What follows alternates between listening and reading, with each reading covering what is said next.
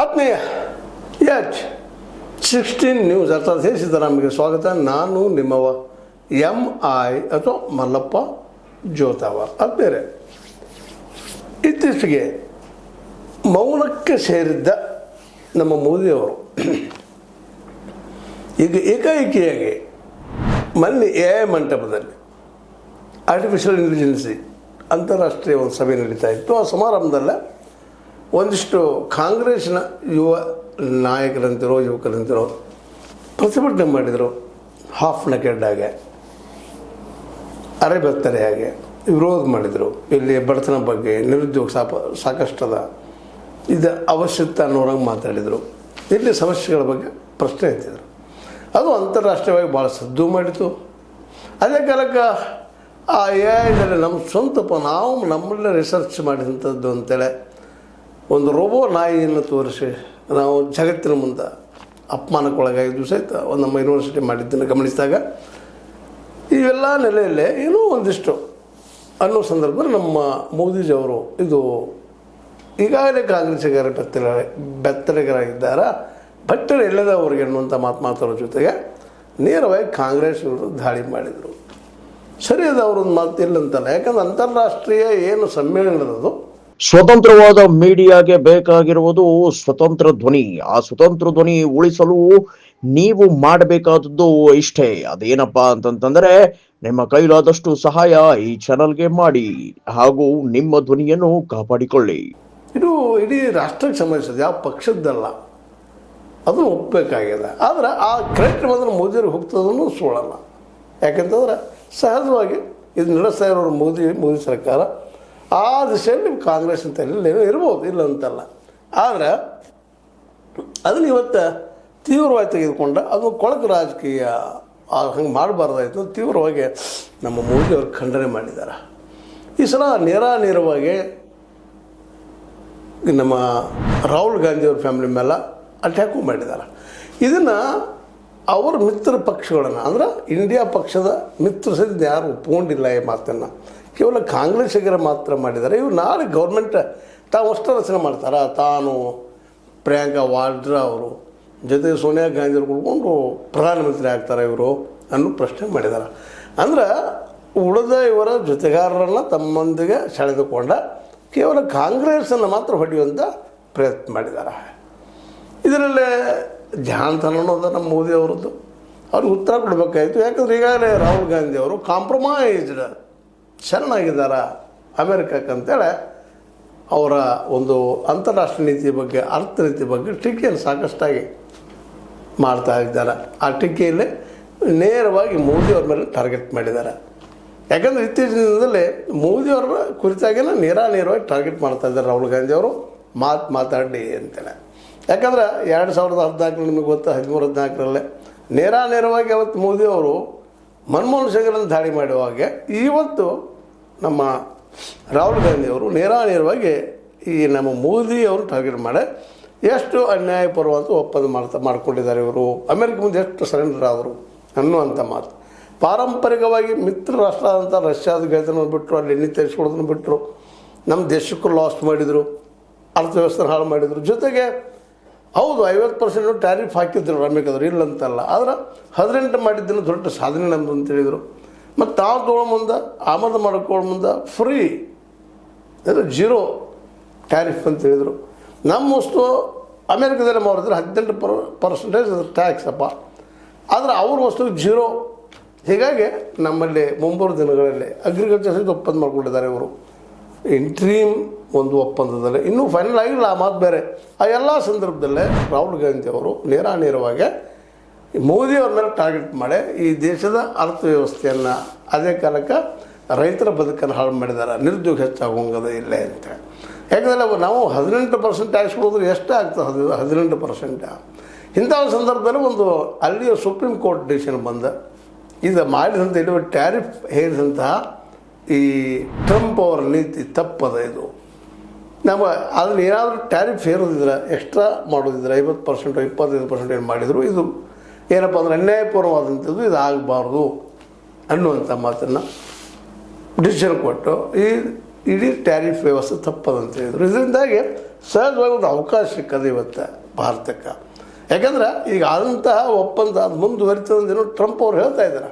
ಆದರೆ ಭಾರತ ಮೊದಲು ಇಲ್ಲಿವರೆಗೆ ಪ್ರತಿಕ್ರಿಯೆ ಕೊಟ್ಟಿಲ್ಲ ಅದಕ್ಕೆ. ಯಾಕಂದ್ರೆ ಈ ವಿರೋಧ ಪಕ್ಷಗಳ ವಿರೋಧ ಹೆಚ್ಚಾಗ್ತಾ ನಡೆದ ಜೊತೆಗೆ ರೈತ ನಿಜದ ಅರ್ಥದಲ್ಲಿ ವಿರೋಧ ಪಕ್ಷಗಳ ಜೊತೆ ಗುರುತಿಸಿಕೊಳ್ಳು ಒಂದು ಎಲ್ಲ ಸಾಧ್ಯಗಳು ಆಗ್ಲಿಕ್ಕೆ ತೊಡಗಿದಾವಂತ.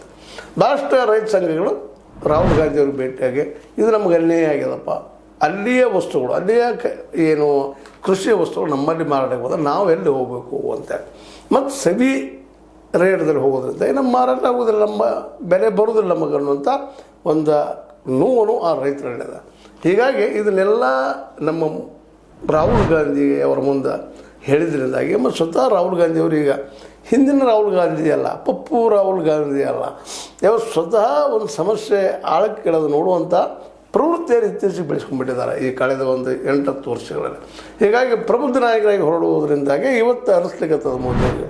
ಇವರು ಇದೇ ರೀತಿಯಾಗಿ ಬಿಟ್ಟರೆ ಮುಂದಿನ ದಿನದಲ್ಲಿ, ಯಾಕಂದರೆ ವಿರೋಧ ಪಕ್ಷಗಳಂತ ಇವತ್ತಿಲ್ಲ. ಯಾಕೆ ಬಂದು ಪ್ರಾದೇಶಿಕ ಪಕ್ಷಗಳು ಒಂದೊಂದಾಗೆಲ್ಲ ಕಳಿಸ್ಕೊಳ್ತಾ ಇತಿಹಾಸ ಪುಸ್ತಕಕ್ಕೆ ಸೇರ್ತಾ ಇದ್ದಾವೆ. ಇನ್ನು ಉಳಿದೇನಪ್ಪ ಕಾಂಗ್ರೆಸ್, ಅದಕ್ಕೆ ಕಾಂಗ್ರೆಸ್ಸನ್ನು ಟಾರ್ಗೆಟ್ ಮಾಡಬೇಕಂತೇಳಿ ಮೋದಿಯವರು ಈ ಸಲ ಒಂದೇನೋ ಅವ್ರಿಗೆ ಅವಕಾಶ ಸಿಕ್ತು. ಸಡನ್ನಾಗಿ ಅಂತ ತೆಗೆದುಕೊಂಡ ಇವತ್ತು ಮುಂದೆ ಇದು ನಮ್ಮದು BJP ಕಾರ್ಯಕ್ರಮ ಅಲ್ಲದು, ರಾಷ್ಟ್ರ ಕಾರ್ಯಕ್ರಮ, ಅದಕ್ಕೆ ವಿರೋಧ ಮಾಡಿದಂತೆ ಇವತ್ತು ಇಡೀ BJP ನಮ್ಮ ರಾಹುಲ್ ಗಾಂಧಿಯವ್ರ ಮೇಲೆ ಅದೇ ಕಾಲಕ್ಕೆ ಅವ್ರ ರಾಜಕೀಯ ಮೇಲೆ ಕಾಂಗ್ರೆಸ್ ಮೇಲೆ ಟಾರ್ಗೆಟ್ ಮಾಡ್ತಾಯಿದ್ದಾರೆ. ಉಳಿದ ಪಕ್ಷಗಳನ್ನ ತಮ್ಮ ಮೇಲೆಗೆ ವಿಶ್ವಾಸ ತೆಗೆದುಕೊಳ್ಳಿ ಪ್ರಯತ್ನ ಮಾಡ್ತಾಯಿದ್ದಾರೆ. ಅಂದರೆ ಇದರ ಅರ್ಥ ಏನಪ್ಪ ಅಂತಂದ್ರೆ ಸಿಂಪಲ್ಲಾಗಿ ಹೇಳುವಂಥದ್ದು, ಮೋದಿಯವರು ಇವತ್ತು ರಾಹುಲ್ ಗಾಂಧಿಯವ್ರನ್ನ ಟಾರ್ಗೆಟ್ ಮಾಡಲಿಕ್ಕೆ ಶುರು ಮಾಡಿದ್ದಾರೆ. ಅಂದರೆ ಇದರ ಅರ್ಥ ರಾಹುಲ್ ಗಾಂಧಿಯವರು ಈಗ ನಾಯಕರಾಗಿ ಬೆಳೀತಾ ಇದ್ದಾರೆ. ಮತ್ತು ದಿನದ ದಿನಕ್ಕೆ ಕಾಂಗ್ರೆಸ್ ತನ್ನ ಒಂದು ಅನುಭವದ ಮಾತುಗಳ ಜೊತೆಗೆ ಇಲ್ಲಿ ತಪ್ಪುಗಳನ್ನು ಎತ್ತಿ ಜನರಿಗೆ ತೋರಿಸುವಂಥ ಕೆಲಸವನ್ನು ಜೋರ್ದಾರಾಗಿ ಮಾಡೋದರಿಂದ ಜನರು ಇವತ್ತು ನಿಧಾನಕ್ಕೆ ರಾಹುಲ್ ಗಾಂಧಿಯವರು ಒಬ್ಬರ ಕಾಂಗ್ರೆಸ್ ಒಂದ ಏನಪ್ಪ ಅಂದ್ರೆ ಪಕ್ಷ ನಮ್ಮ ಮಾತುಗಳನ್ನು ಕೇಳುವಂಥದ್ದು ಅಂತೇಳಿ ಜನಕ್ಕೂ ಇವತ್ತು ಅನಿಸ್ಲಿಕ್ಕೆ ಸ್ಟಾರ್ಟ್ ಆಗ್ಯದ. ಹೀಗಾಗಿ ಕೇವಲ ಚುನಾವಣೆ ಗೆಲ್ಲೋದೊಂದು ಇಲ್ಲಿ ನಮ್ಮ ಅವರೊಂದು ಲೆಕ್ಕ ಹಾಕ್ಕೊಂಡಿದ್ರು ಅವರು, ಚುನಾವಣೆ ಗೆದ್ದರೆ ಮುಗೀತು ಅಂತೇಳಿ. ಆದರೆ ಇವತ್ತಿನ ಪರಿಸ್ಥಿತಿ ಜನಕ್ಕೂ ಅನುಭವಕ್ಕೆ ಬರ್ಲಿಕ್ಕತ್ತದ. ಹೌದಪ್ಪ, ಇವತ್ತಿನ ಬೆಲೆ ಏರಿಕೆ ಆಗಿರ್ಬೋದು, ನಿರುದ್ಯೋಗ ಆಗಿರ್ಬೋದು, ಬಡತನ ಆಗಿರ್ಬೋದು, ಸ್ವಚ್ಛ ನೀರು ಇಲ್ಲದೆ ಹೋಗಿದ್ದಾಗಿರ್ಬೋದು, ಶಿಕ್ಷಣ ಸರಿಯಾಗಿ ಇಲ್ಲದೆ ಹೋಗಿದ್ದಾಗಿರ್ಬೋದು, ಇವೆಲ್ಲನೂ ಇವತ್ತೇನಪ್ಪ ಜನ ತತ್ತರಗೊಂಡಿದ್ದಾರೆ. ಅದಕ್ಕೆ ಅವ್ರಿಗೂ ಅನ್ನಿಸ್ತಾ ಇದೆ ಕೇವಲ ಇವರು ಬಣ್ಣದ ಮಾತುಗಳಿಂದ ಏನೂ ಸಾಧ್ಯ ಇಲ್ಲ ಅಂತ. ಅದರಲ್ಲಿ ಮತ್ತು ಅಮೆರಿಕಾದ ಮುಂದೆ ಪೂರ್ತಿಯಾಗಿ ನಮ್ಮ ಏನಪ್ಪ ಅಂದ್ರೆ 0 ಟ್ಯಾರಿಫ್ ಅವ್ನು ಕೊಟ್ಟು ಮೊದಲು ಎಷ್ಟಿತ್ತು 3 ಇತ್ತು. ನಮ್ಮ ವಸ್ತುಗಳು ಅವ್ರು 3% ನಮಗೆ ಏನಪ್ಪ ಅಂತಂದ್ರೆ ಟ್ಯಾರಿಫ್ ಆಗ್ತಾಯಿದ್ರು. ಇವತ್ತು 18%, ಎಷ್ಟು ಪಟ್ಟು ಹೆಚ್ಚಾಯಿತು. ಅಷ್ಟು ಹಾಕಿಲ್ಲ ನಮ್ಮ ವಸ್ತುಗಳಲ್ಲಿ ಮಾರ್ತಾ ಇರಲ್ಲ ಅಮೇರಿಕಾದಲ್ಲೇ. ಅದು ಈ ನೆಲೆಯಲ್ಲಿ ಇವತ್ತು ಎಲ್ಲ ನಮ್ಮ ವಿರೋಧ ಪಕ್ಷಗಳಾಗಿರ್ಬೋದು ಅಥವಾ ಮೋದಿಯವರಾಗಿರ್ಬೋದು, ಮೋದಿಯವ್ರ ಮೇಲೆ ಈ ಒಂದು ಟ್ಯಾರಿಫನ್ನು ಇಳಿಸಿದ್ದು ಒಪ್ಪಿದ್ದಕ್ಕಾಗಿ ವಿರೋಧ ಪಕ್ಷದವರು ಕಾಂಗ್ರೆಸ್ ಪೂರ್ಣ ಪ್ರಮಾಣದಲ್ಲಿ ವಿರೋಧ ಮಾಡ್ತಾಯಿದೆ ಅನ್ನೋದು ನಾವು ನೋಡ್ತಾ ಇದ್ದೀವಿ. ಇಂಥ ಒಂದು ಸಂದರ್ಭದಲ್ಲೇ ಕಾಂಗ್ರೆಸ್ ದಿನಕ್ಕೆ ಚೈತನ್ಯಗೊಳ್ಳೋದು ಜೊತೆಗೆ ಮೋದಿಯವ್ರನ್ನ ಟಾರ್ಗೆಟ್ ಮಾಡೋದು ನಡೆದಿದ್ದರಿಂದಾಗಿ ಮೋದಿಯವ್ರಿಗೆ ಅನಿವಾರ್ಯವಾಗಿ ಉತ್ತರ ಕೊಡುವಂಥ ಪ್ರಸಂಗ ಬಂದಾಗ ಅವರದಿಂದವ್ರು ಇಂಥ ಉತ್ತರವನ್ನು ಕೊಟ್ಟಿದ್ದಾರೆ. ಅದೇ ಕಾಲಕ್ಕೆ ಆ ಒಂದು ಶೃಂಗಸಭೆಯಲ್ಲಿ ಈ ಕಾಂಗ್ರೆಸ್ಸಿಗರು ಬಂದ ಅರಬೆತ್ತಲೆ ಆದಿದ್ದು ಅವರ ಬೆತ್ತಲೆತನನ್ನು ತೋರಿಸ್ತದೆ ಅನ್ನೋಷ್ಟು ಮಟ್ಟಿಗೆ, ಕೊಳಕು ರಾಜಕೀಯ ಅನ್ನೋಷ್ಟು ಮಟ್ಟಿಗೆ ಆ ಶಬ್ದ ಪ್ರಯೋಗಗಳು ಮಾಡಿಕೊಂಡ ಈ ಒಂದು ಮೀರಟ್ ಮೆಟ್ರೋ ನಮೋ ಭಾರತ್ ರೈಲಿಗೆ ಹಸಿರು ನಿಶಾನೆ ತೋರಿಸೋ ಸಂದರ್ಭದಲ್ಲಿ ಈ ಮಾತನ್ನು ಮಾತಾಡಿದ್ದಾರೆ ಸಭೆಯಲ್ಲೇ. ವಿಶೇಷವಾಗಿ ಇದರಿಂದಾಗಿ ಮತ್ತೊಮ್ಮೆ ಈಗ ಏನಪ್ಪ ಅಂದರೆ ಇಡೀ ರಾಷ್ಟ್ರದಲ್ಲೇ ವಿಶೇಷವಾಗಿ ಮೋದಿ ವರ್ಸಸ್ ಯಾರು, ಅವ್ರ ವಿರುದ್ಧ ಯಾರು ಅಂದ್ರೆ ಇವತ್ತು ರಾಹುಲ್ ಗಾಂಧಿ ಅನ್ನುವಂತಹ ಸ್ಥಿತಿಗೆ ಇಂಡೈರೆಕ್ಟಾಗಿ ಮೋದಿ ಅವರು ಉತ್ತರ ಕೊಟ್ಟಿದ್ದಾರೆ. ಮತ್ತು ಅದೇ ಕಾಲಕ್ಕೆ ರಾಹುಲ್ ಗಾಂಧಿ ಅವರು ಸಹಿತ ಮೊದಲಿಗಿಂತೂ ಇನ್ನೂ ಅಭ್ಯಾಸಿತರಾಗಿ ಮತ್ತು ಈ ಒಂದು OBC ಹಿಂದುಳಿದ ಮತ್ತು ಅದೇ ಕಾಲಕ್ಕೆ ದಲಿತ ಆದಿವಾಸಿಗಳ ಮತ್ತು ಮೈನಾರಿಟಿಗಳನ್ನು ವಿಶ್ವಾಸ ತೆಗೆದುಕೊಳ್ಳುವಂಥ ನಿರ್ಧಾರಗಳು ತೆಗೆದುಕೊಳ್ತಾ ಹೊರಟಿದ್ದರಿಂದಾಗಿ ದಿನದ ದಿನಕ್ಕೆ ಮೋದಿಯವರಿಗೆ ರಾಹುಲ್ ಗಾಂಧಿಯವರು ಕಬ್ಬಿನ ಕಡಲೆ ಆಗ್ತಾ ಇದ್ದಾರೆ ಅಂತ ಅನ್ನಿಸ್ತಾ ಇದೆ. ಅದರಲ್ಲೂ ಇನ್ನು ಬರುವ ಒಪ್ಪಂದ, ಅದಕ್ಕಾಗಿ ಇವತ್ತು ಮೋದಿಯವರು ಸಹಿತ ಆದರೂ ಸಹಿತ ಆ ಮ್ಯೂಚುವಲ್ ಅಂದರೆ ಇಂಟ್ರೀಮ್ ಏನು ಒಪ್ಪಂದ ಮಾಡ್ಕೊಂಡಿದ್ರು ಅದನ್ನು ಬದಿಗೆ ಸೇರಿಸಿನಷ್ಟು ವಿಚಾರ ಮಾಡ್ತೀವಿ ಅನ್ನೋ ನಿರ್ಧಾರಕ್ಕೆ ಇವತ್ತು ಮೋದಿಯವರ ಕ್ಯಾಬಿನೆಟ್ ಬಂದಿದ್ದನ್ನು ಗಮನಿಸಿದರೆ ಮೋದಿಯವರಿಗೆ ಮುಂಬರುವ ದಿನಗಳಲ್ಲಿ ರೈತರನ್ನು, ಇನ್ನುಳಿದವ್ರನ್ನ, ಬಡವರನ್ನು, ದಲಿತರನ್ನು, ಬಿದ್ದವರನ್ನು ಎತ್ತಿ ಕಟ್ಟೋದು ಕಾಂಗ್ರೆಸ್ ಯಶಸ್ವಿ ಆಗ್ತದೆ ನಮ್ಮ ವಿರುದ್ಧ ಅನ್ನೋದು ಮನವರಿಕೆ ಆಗಿದ್ದಕ್ಕಾಗಿ ಇವತ್ತು ಅವ್ರ ಟಾರ್ಗೆಟ್ ಏನಪ್ಪ ಅಂದ್ರೆ ಶತಾಯಗತಾಯ ರಾಹುಲ್ ಗಾಂಧಿಯವರ ನಾಯಕತ್ವವನ್ನು ಬೆಳೆದಂಗೆ ನೋಡ್ಕೊಂಡು ಹೋಗುವಂಥದ್ದು ಅನ್ನೋ ದಿಶೆಯಲ್ಲಿ ಮೋದಿ ಮತ್ತು ಅವರ ಏನು ಥಿಂಕ್ ಟ್ಯಾಂಕ್ ಅದ ಆ ವಿಚಾರ ಮಾಡಿ ಇವತ್ತು ನಮ್ಮ ರಾಹುಲ್ ಗಾಂಧಿಯವ್ರನ್ನ ಟಾರ್ಗೆಟ್ ಮಾಡ್ತಾ ಇದ್ದಾರೆ. ಏನೋ ಆಗಲಿ ಒಳ್ಳೆಯದಾಗ ಜನಕ್ಕೆ ಅನ್ನೋ ಮಾತನ್ನು ಹೇಳ್ತಾ ಈ ಒಂದು ಭಾಷೆ ಬಳಸಿದ್ದು ಅದು ನೇರಾನೇರವಾಗಿ ನಮ್ಮ ರಾಹುಲ್ ಗಾಂಧಿಯವ್ರ ಮೇಲೆ ಬಳಸಿದ್ದು ಇದು ಎಷ್ಟು ಮಟ್ಟಿಗೆ ಸರಿನೂ ತಪ್ಪು ಗೊತ್ತಿಲ್ಲ. ಬಟ್ ಅವ್ರ ಟಾರ್ಗೆಟ್ ಇವತ್ತು ಏನಪ್ಪ ಅಂದ್ರೆ ಮೋದಿ ಅವ್ರದ್ದು ರಾಹುಲ್ ಗಾಂಧಿ ಅವರನ್ನು ಸರಿಸಿದ್ರೆ ಮುಗಿದು ಹೋಯ್ತು. ನಾವು 2040 ನಾನಪ್ಪ ಅನ್ನುವಂಥ ಮಾತು ಅವ್ರು ತೆರಳಿರ್ಬೋದು.